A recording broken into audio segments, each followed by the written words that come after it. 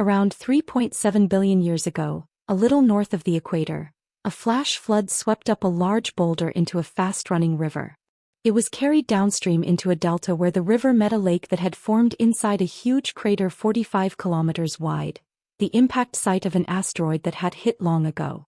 Finally, the boulder splashed into the crater lake, sinking to the bottom. Floods like this were fairly common on ancient Earth, but this was not Earth. This was Mars, but at a time in the deep past when it was much more Earth-like. It had big bodies of liquid water on its surface, it had a protective and insulating atmosphere, it had a warmer climate, and maybe, just maybe, it had life. As far as we can tell though, it doesn't have any of those things anymore. Here on Eons we often talk about the radical changes and countless revolutions that our planet has gone through over deep time. But while Earth's natural history has been playing out over the last few billion years, another epic planetary saga has been unfolding right next door. Even though we've been asking questions of that red dot in the night sky for a long time, we've only just recently begun to figure out some answers, thanks in large part to our curiosity and perseverance. So what happened on Mars? How and why did it go from that warm, wet, potentially habitable planet to the cold, dry, inhospitable one that we know today? Well, the core reason seems to be that while we had some surface-level similarities at one point internally, our two worlds were on very different trajectories. Mars has meant a lot of different things to lots of different people over human history. This strange, mobile point of light was counted by the ancient Greeks as one of the planets, or wanderers. And its foreboding reddish tinge meant that several ancient cultures interpreted it as a divine symbol of war, violence, and conflict. But it wasn't until Galileo first gazed at the planet through a telescope in the early 1600s that Mars started to mean something very different.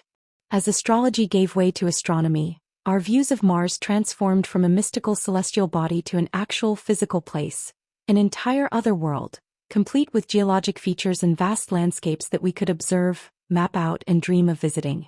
And it opened the door to another tantalizing possibility too. As we gazed at Mars, was anything gazing back? It was a question that we could only speculate about from a distance, and boy did we, but we didn't have the technology to actually get any good answers. It would take until the second half of the 20th century, when our relationship with Mars transformed yet again, for us to finally investigate this possibility. Because Mars went from being a place that we could only observe from far away to a destination that we could actually travel to, or at least send machines to on our behalf. Orbiters, landers, and now rovers have revealed to us a dry, rocky, barren world with no obvious signs of life. And they've also offered us the long-sought-after opportunity to gain new insight into the natural history of the planet. Take the Perseverance rover, for example, our most recent robotic representative to arrive on the Red Planet. Since 2021, Perseverance has been working on a very important mission: to explore and study the now dried-up lake bed of that crater we mentioned earlier. It's looking for evidence of any ancient life that might have called that crater lake home billions of years ago. And the data that Perseverance has collected has also allowed us to trace ancient geological events from that more dynamic period of Mars's history. Like the story of that flood nearly 4 billion years ago. Back then, the planet had a thicker atmosphere and was much warmer, wetter, and suitable for life. But to understand how and why Mars changed into what it is today, we need to go back to its formation. See, Mars' origin story was very similar to Earth's, with a few important differences. Both planets formed around 4.6 billion years ago from clouds of dust and rocky debris orbiting our Sun. At their centers were partially molten cores of iron that gave both planets powerful magnetic fields. This was a result of the dynamo effect, the generation of a magnetosphere by the rotating, convecting, and electrically conducting liquid iron in the outer core. Now we're lucky enough to still have an active and powerful magnetosphere here on Earth more than 4 billion years later. It acts as an invisible shield, protecting our atmosphere from being eroded by solar wind, charged particles belched out from the Sun. But Mars has lost its magnetosphere and with it protection from those solar winds. Over time they stripped away its thick atmosphere, its warmth, its protection from radiation, its liquid water, and it seems, any life it might have once had too. Because Mars' dynamo switched off sometime after 3.7 billion years ago. We can tell because those are the youngest Martian rocks that are still magnetized, which happens when lava cools in the presence of a magnetic field. We're still figuring out exactly why it switched off, but a big part of it may have simply come down to size. See, Mars is only around half the diameter of Earth, so its core cooled down much faster after the planets formed. This shut off the dynamo effect and exposed the atmosphere to the full force of the solar winds. The planet's rivers, lakes, and perhaps even an ancient ocean all vanished as the water either froze, got trapped in rocks, or was lost to space without a thick atmosphere to retain it. Though they left behind the valleys, lake beds, and shorelines that they carved into the planet's surface, prime targets in our search for past or present Martian life. 'Cause the question is, if life had emerged during that long-gone age of habitability, could some especially resilient lineages have stuck around? Maybe by moving underground or to the polar ice caps, where some amount of liquid water still exists. After all, if studying life on Earth has taught us anything, it's that life finds a way. And species, especially microbes, can often adapt to thrive in even the most extreme of environments. Or, if not, could any evidence of past life have survived after all those billions of years? While we haven't found any definitive evidence of Martian life yet, we have found some clues. In 2018, for example, Perseverance's older sibling, Curiosity, made an intriguing discovery. It collected data showing that the concentration of methane in Mars's thin atmosphere, a gas which on Earth is primarily produced by living organisms, seemed to cycle seasonally.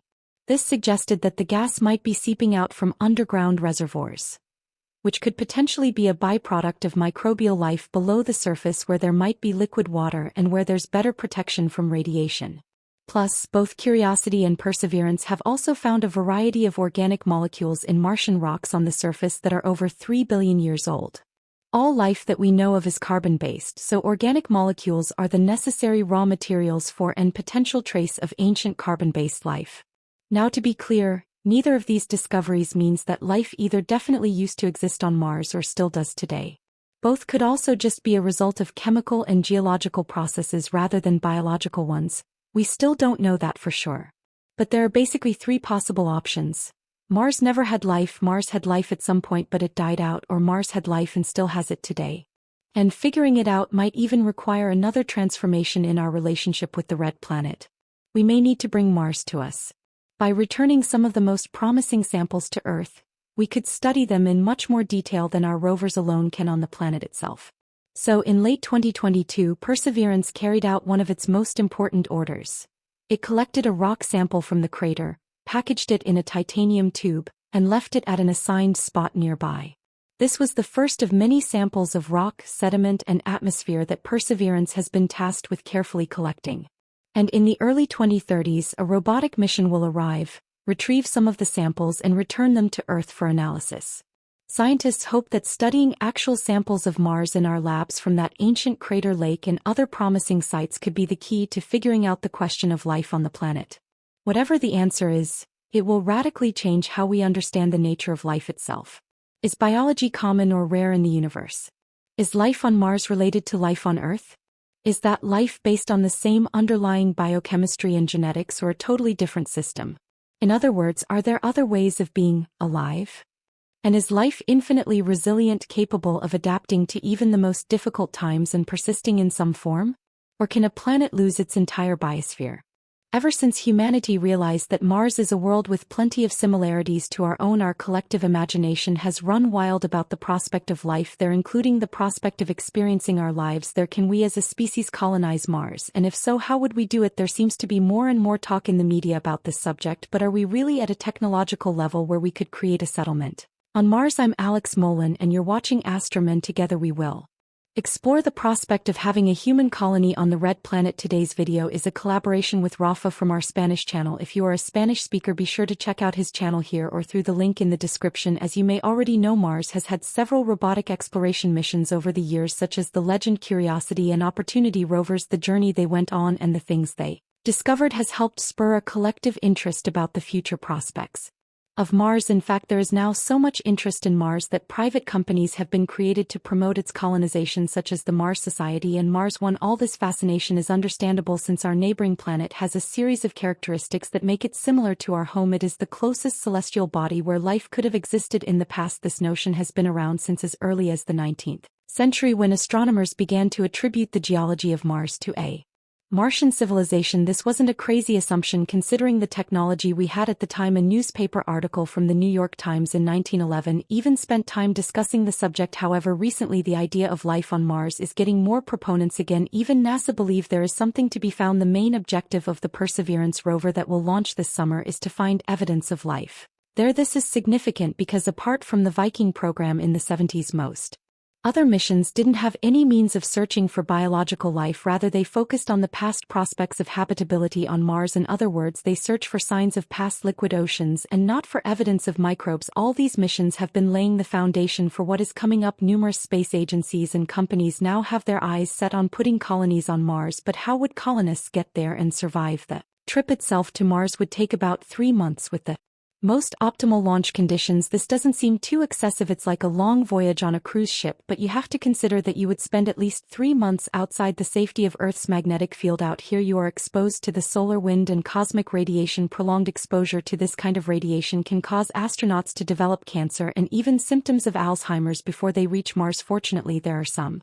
thoughts about how to protect against this. The astronauts could be shielded using materials in the ship's construction that are rich in hydrogen. In fact, the cabin could be surrounded by a water tank in the walls. Water being rich in hydrogen. Another option is to create a magnetic field around the spacecraft, but this requires generating a huge amount of energy from a reactor small enough to fit on the ship, something we don't have the technology to do safely just yet. In addition, the further away from Earth you travel, the longer the time delay gets with communications. We take it for granted that on Earth if you phone someone on the other side of the planet you might get a split-second time delay. At these distances the speed of light is incredibly fast. With astronomical distances it's pretty slow. On Mars itself the distance to Earth means the transmissions will be delayed by anything between 3 to 22 minutes. This is only one way, so accounting for the return transmission the minimum delay is 6 minutes, making a normal phone conversation highly impractical. Text, audio and video messages are possible, but Martian settlers will have to fend for themselves if they need to make any immediate decisions. For example, in cases of emergencies or equipment failures, making remote operations or assistance in real time unfeasible. But let's say all these difficulties are overcome and that the colonists reach Mars. Where would they settle? At the moment there is no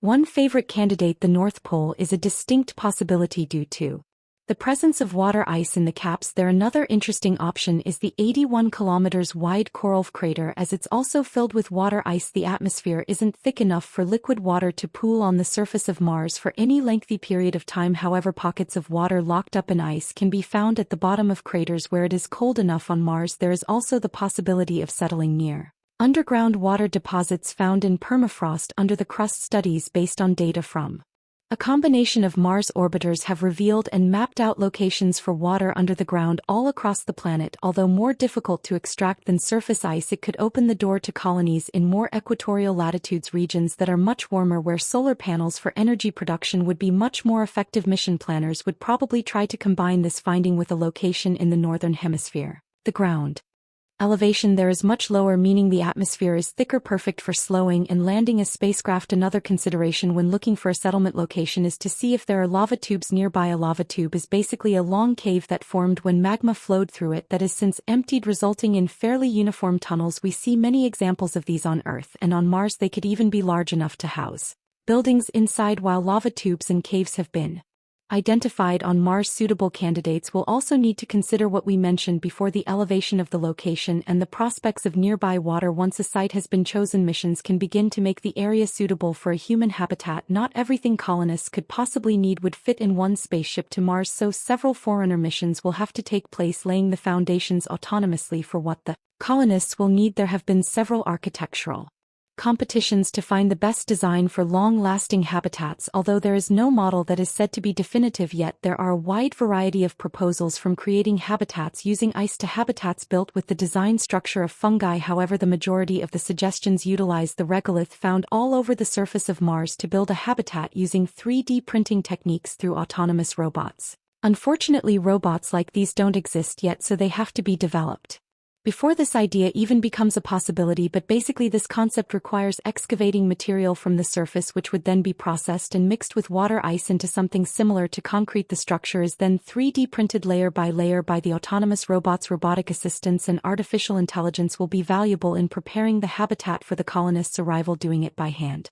once they are there would be an impossible task, since astronauts are confined to their Suits, especially things requiring hard and prolonged manual labor. Once the 3D printed habitat is complete, it needs to support the weight of additional regolith. These habitats must efficiently protect the inhabitant from radiation, so in the final phase of many of these proposals they recommend covering the habitat with more regolith simply by shoveling it on top. This is because Mars does not have a magnetic field like Earth, so radiation is a big problem on the surface too, so the more material there is between the sun and the colonists, the better they will be protected from its harsh radiation. Once the habitats are suitably prepared for humans, the colonists can begin to arrive. Even with the help of the autonomous robots, they still have a lot to do: connect up power, set up equipment, just generally get the site up and running. While this is going on, they probably have to reside in temporary habitats, be it their own ship that they arrived with or maybe inflatable habitats. In any case, these habitats would not be very spacious and only provide the basics for survival. When the permanent habitats are ready, they will need to be pressurized. One method for creating breathable air is acquiring